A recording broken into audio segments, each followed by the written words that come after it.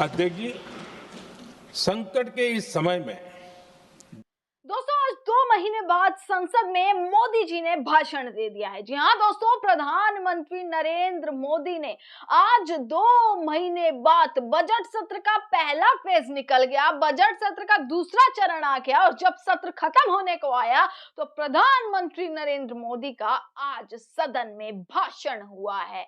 नरेंद्र मोदी ने पश्चिम एशिया देशों में जिस तरीके से संकट आया हुआ है, जिस तरीके से युद्ध चल रहा है, उस युद्ध का असर कैसे हमारे देश पर पड़ रहा है, आज इस बारे में चर्चा की है। आज इस बारे में नरेंद्र मोदी ने सदन में खड़े होकर भाषण दिया है, स्पीच दी है। दोस्तों कल मैंने आपको खबर दिखाई थी कि कैसे जो है नरेंद्र मोदी ने हाई लेवल की मीटिंग बुलाई। राहुल गांधी की बात सच होती हुई दिखी। राहुल गांधी 15-20 दिनों से लगातार लगे हुए थे ये सवाल करने में, संसद में हंगामा मच गया, संसद में बवाल मच गया। क्यों? क्योंकि राहुल गांधी सवाल कर रहे थे कि भैया आखिरकार ये संकट के बारे में मोदी जी कब बोलेंगे। पर वही कहावत है ना कि देर आए पर दुरुस्त आए। आज इतने दिनों बाद नरेंद्र मोदी ने इस संकट के बारे में अपनी स्पीच दी है कि कैसे इस संकट से निकला जाए, क्या क्या सरकार के इंतजाम है कि देश की जनता को बिना किसी समस्या का सामना करे बिना ही उनको समाधान मिले, उनकी मदद हो सके, कैसे ये सारी चीजें आज नरेंद्र मोदी का भाषण दोस्तों केवल और केवल 25 मिनट का भाषण था।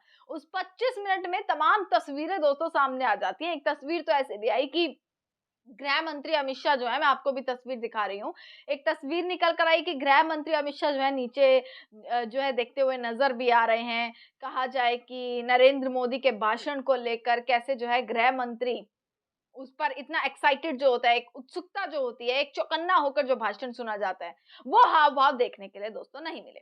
दोस्तों पश्चिम एशिया देशों पे नरेंद्र मोदी का भाषण हुआ। मैं आपको बता देती हूँ कि नरेंद्र मोदी ने बहुत सारी तमाम चीजें कही है जो मैं आपको आखिरी में लगा दूंगी, पर सबसे बड़ी बात है कि राहुल गांधी की बात दोस्तों सच हुई। मतलब वो करना पड़ा, राहुल गांधी जिस चीज पर अड़े हुए थे वो आखिरकार करना पड़ा। देरी हुई पर नरेंद्र मोदी ने उस चीज को मानते हुए कैसे जो है आज इस संकट के बारे में जो है किस तरीके से चर्चा करी है, हाई लेवल मीटिंग्स हुई है।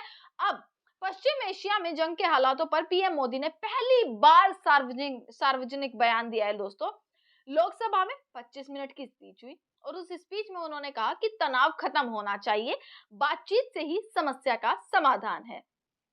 पीएम ने कहा कि नागरिकों और पावर प्लांट पर हमला मंजूर नहीं है, कांग्रेस का रास्ता रोकना स्वीकार नहीं होगा। पीएम ने कहा कि सरकार की कोशिश है कि देश में गैस का संकट ना हो। हालांकि है कि भाई लाइनों में लोग लगे पड़े हैं, कतार लगी पड़ी है, लंबी लंबी लाइनें लगी पड़ी है, पर मोदी जी कह रहे हैं कि भैया ना हो, इसलिए हमने क्या किया, हमने 27 की जगह अब 41 देशों से इंपोर्ट हम लोग कर रहे हैं। पश्चिम एशिया में 1 करोड़ भारतीय रहते हैं, उनकी सुरक्षा हमारी प्राथमिकता है। उन्होंने बताया कि अभी 3,75,000 भारतीय सुरक्षित देश लौट चुके हैं। ईरान से ही 1000 भारतीय सुरक्षित लौटे हैं। 700 से ज्यादा मेडिकल की पढ़ाई करने वाले युवा हैं। ये कहते हुए आज नरेंद्र मोदी तमाम चीजें उन्होंने कही हैं। मैं आपको थोड़ा सा भाषण में आपको वीडियो के आगे सुनवा देती हूँ कि कैसे जो है, क्योंकि ये भाषण दोस्तों प्रधानमंत्री ने बोला है तो ये भाषण आपके लिए सुनना उतना ही जरूरी हो जाता है, क्योंकि गैस की दिक्कत है, संकट है, गैस की, पेट्रोल की, डीजल की, ये तमाम जो दिक्कतें सामने आ रही हैं, इस पर सरकार क्या कहती है ये जरूर सुनना चाहिए कि सरकार ने किस तरीके के इंतजाम किए हुए हैं, अब तक क्या क्या हुआ है, ये सारी चीजें दोस्तों जरूर सुननी चाहिए। और ये मैं आपको यहाँ पर दिखाती हूँ कि मोदी जी ने आखिरकार भाषण क्या दिया है।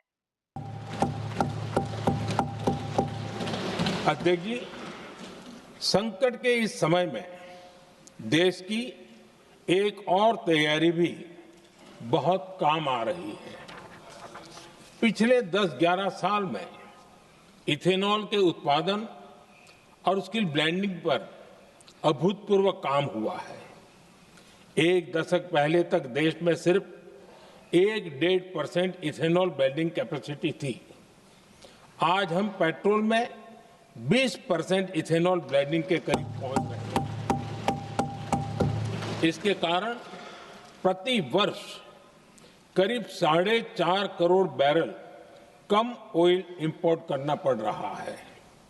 ऐसे ही रेलवे के बिजलीकरण से भी बहुत बड़ा फायदा हो रहा है। अगर रेलवे का इतना बिजलीकरण न होता तो हर साल करीब 180 करोड़ लीटर डीजल अतिरिक्त लगता। ऐसे ही हमने मेट्रो का नेटवर्क बढ़ाया है। 2014 में जहां देश में मेट्रो नेटवर्क 250 किलोमीटर से भी कम था, आज ये बढ़कर करीब 1100 किलोमीटर हो गया है। हमने इलेक्ट्रिक मोबिलिटी पर बहुत अधिक बल दिया। केंद्र सरकार ने राज्यों को 15,000 इलेक्ट्रिक बसें चलाने के लिए दी हैं। आज जिस स्केल पर वैकल्पिक ईंधन पर काम हो रहा है, उससे भारत का भविष्य और सुरक्षित होगा।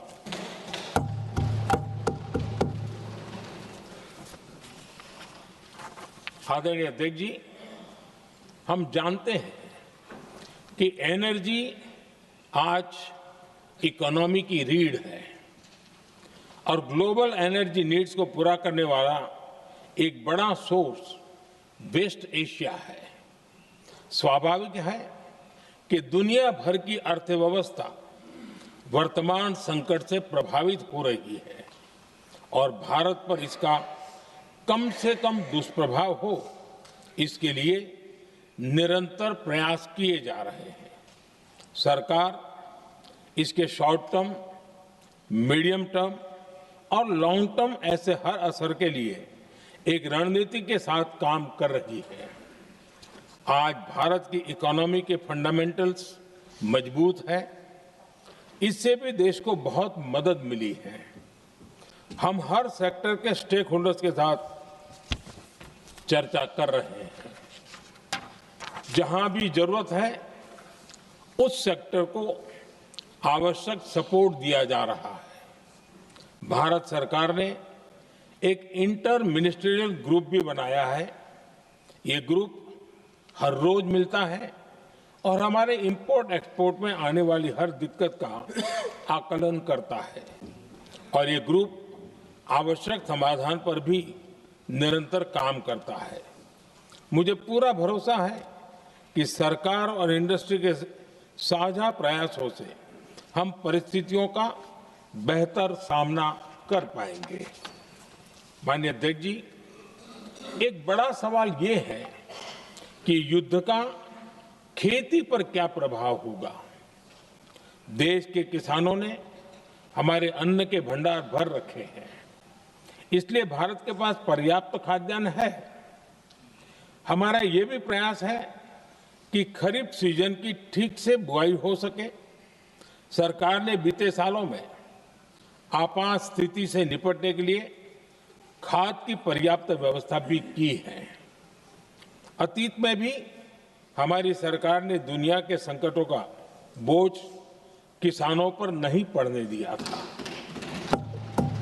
कोरोना और उस समय के युद्धों के दौरान उस समय भी ग्लोबल सप्लाई चेन में डिस्ट्रप्शन आ गई थी।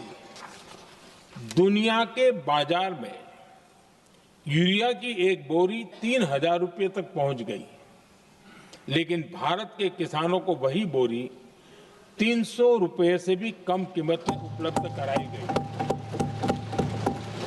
अध्यक्ष जी, देश के किसानों को इस प्रकार के संकटों से बचाने के लिए भी बीते वर्षों में अनेक कदम उठाए गए हैं।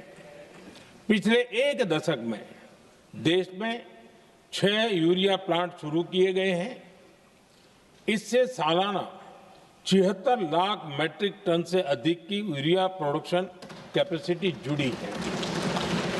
इस दौरान डीएपी और एनपीकेएस जैसी खाद का घरेलू उत्पादन भी करीब 50 लाख मैट्रिक टन बढ़ाया गया है।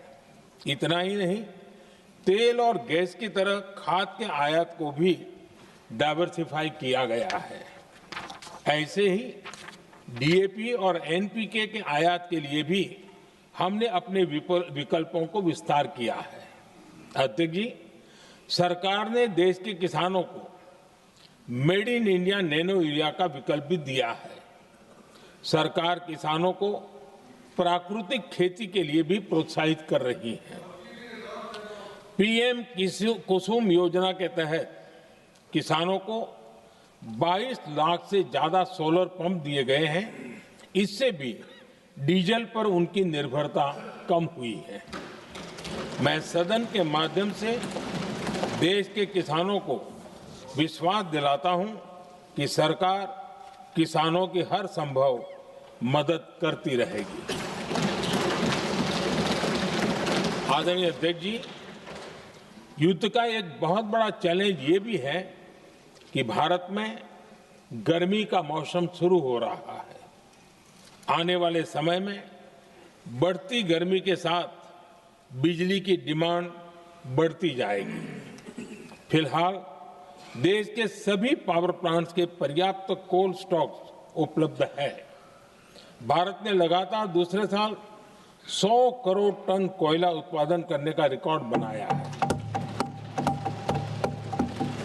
पावर जनरेशन से लेकर पावर सप्लाई तक के हमारे सभी सिस्टम की निरंतर मॉनिटरिंग भी की जा रही है और सरकार की तैयारियां उसको रिन्यूएबल एनर्जी से भी मदद मिली है। बीते दशक में रिन्यूएबल एनर्जी की तरफ देश ने बड़े कदम उठाए हैं। आज हमारी total install power generation capacity का आधा हिस्सा रिन्यूएबल सोर्स से आता है। हमारी कुल रिन्यूएबल क्षमता आज 250 गीगावाट के ऐतिहासिक आंकड़े को पार कर गई। बीते 11 वर्षों में देश ने अपनी सोलर पावर कैपेसिटी करीब 3 गीगावाट से बढ़ाकर 140 गीगावाट तक पहुंचाई है। बीते वर्षों में देश में करीब 40 लाख रूफटॉप सोलर लगे हैं। इसमें पीएम सूर्यघर मुफ्त बिजली योजना से भी लोगों को काफी मदद मिली है। गोवर्धन योजना के तहत देश में आज 200 कॉम्प्रेस बायोगैस प्लांट भी काम करना शुरू कर चुके हैं। ये सारे प्रयास आज देश के बहुत काम आ रहे हैं। सरकार ने भविष्य की तैयारी और बढ़ाते हुए शांति एक्ट माध्यम से देश में न्यूक्लियर एनर्जी के उत्पादन को भी प्रोत्साहित किया है। कुछ ही दिन पहले small hydro power development scheme को भी हरी झंडी दी गई है, जिससे अगले 5 वर्षों में 1500 मेगावाट नई हाइड्रो पावर कैपेसिटी जोड़ी जाएगी। आदरणीय अध्यक्ष जी, जहां तक डिप्लोमेसी की बात है, भारत की भूमिका स्पष्ट है। शुरुआत से ही हमने इस संघर्ष को लेकर अपनी गहरी चिंता व्यक्त की है। मैंने स्वयं भी पश्चिम एशिया की सभी संबंधित नेताओं से बातचीत की है। मैंने सभी से तनाव को कम करने और इस संघर्ष को खत्म करने का आग्रह किया है। भारत ने नागरिकों, एनर्जी और ट्रांसपोर्ट से जुड़े इंफ्रास्ट्रक्चर पर हमलों का विरोध किया है। कमर्शियल जहाजों पर हमला और हॉर्मुज स्ट्रेट जैसे अंतर्राष्ट्रीय जलमार्ग में रुकावट अस्वीकार्य है। भारत डिप्लोमेसी के जरिए युद्ध के इस माहौल में भी भारतीय जहाजों के सुरक्षित आवागमन के लिए निरंतर प्रयास कर रहा है। अध्यक्ष महोदय, भारत हमेशा से ही मानवता के हित में और शांति के पक्ष में अपनी आवाज उठाता रहा है। मैं फिर कहूंगा कि बातचीत और कूटनीति ही इस समस्या का समाधान है। हमारे हर प्रयास तनाव को कम करने, इस संघर्ष को समाप्त करने के लिए है। इस युद्ध में किसी के भी जीवन पर संकट मानवता के हित में नहीं है। इसलिए भारत का प्रयास सभी पक्षों को जल्द से जल्द शांतिपूर्ण समाधान के लिए प्रोत्साहित करने का है। अध्यक्ष जी, जब ऐसे संकट आते हैं तो कुछ तत्व इसका गलत फायदा उठाने की कोशिश भी करते हैं। इसलिए कानून व्यवस्था सुनिश्चित करने वाली सभी एजेंसियों को अलर्ट पर रखा गया है। कोस्टल सिक्योरिटी हो, बॉर्डर सिक्योरिटी हो, साइबर सिक्योरिटी हो, स्ट्रेटेजिक इंस्टॉलेशंस हो, सबकी सुरक्षा को और मजबूत किया जा रहा है। अध्यक्ष जी, इस युद्ध के कारण दुनिया में जो कठिन हालात बने हैं, उनका प्रभाव लंबे समय तक बने रहने की आशंका है। इसलिए हमें तैयार रहना होगा, हमें एकजुट रहना होगा।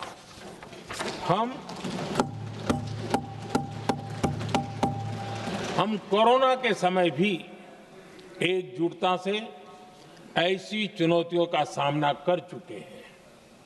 अब हमें फिर से उसी तरह तैयार रहने की आवश्यकता है।